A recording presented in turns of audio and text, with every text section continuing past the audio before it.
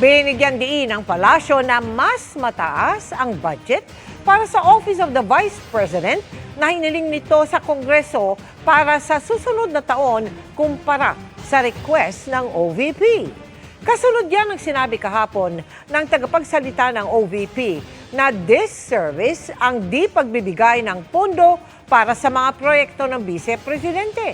Sabi ng palasyo, tinaasan pa nga ng Department of Budget and Management ng 170 million pesos ang 2026 proposed budget nito para sa Office of the Vice President.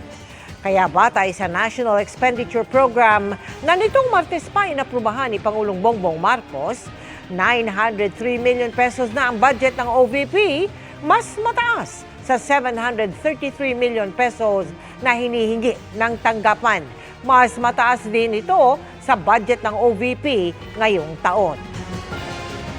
Hindi naman po humahadlang ang administrasyon na ito kung siya man po ay naghumihingi ng mas mataas na budget. Welcome po kung ano man po ang suwestyon na makabuluhan, magandang suwestyon na magmumula sa OVP.